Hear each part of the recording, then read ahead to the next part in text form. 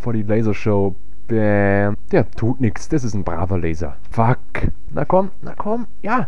Genau, so benutzt man eine Säge. Oh, jetzt steckt sie in ihm. Fuck. Ich kann meinen kleinen Mittelfinger nicht bewegen. Unscharf. Wie sagt man dazu, wenn was unscharf ist? Nicht spitz. Stumpf. Jetzt hab ich's. Stumpf. Na komm schon. Hupsi, hupsi, hupsi, hupsi. Steckt fest. Wow. Nur noch mit ein bisschen Kleber festmachen und der ist fertig. Das Ding klebt fest. Oh. Und das sah so gut aus. Oh. Fuck. Oh, lass es doch mal los, wenn du es nicht kannst. Ja, hier ganz vorsichtig ins Ohr stechen. Oh, ins Ohr. Da haben wir unseren automatischen Bohrer, der immer angeht, wenn wir ihn benutzen. Hoppala, in die Brust geschnitten. Schon wieder so ein Pech, aber auch. Oh, schledder. Das Glas hält mich auf.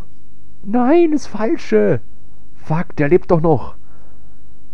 Hand steckt fest. Es war so gut. So, aber ganz schnell, ja. Ganz schnell und vorsichtig und präzise.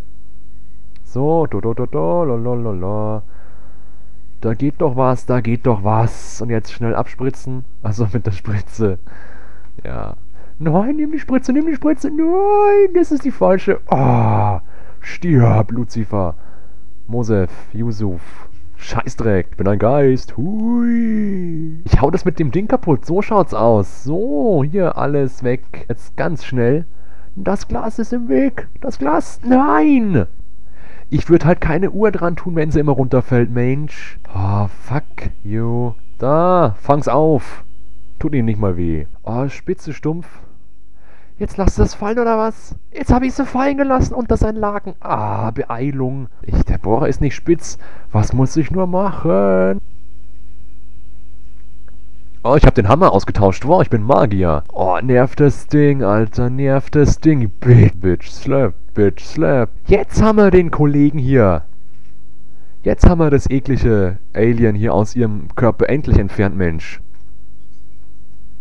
Oh nein. Oh nee, oder... Nimm doch nicht den Bleistift, du Bitch.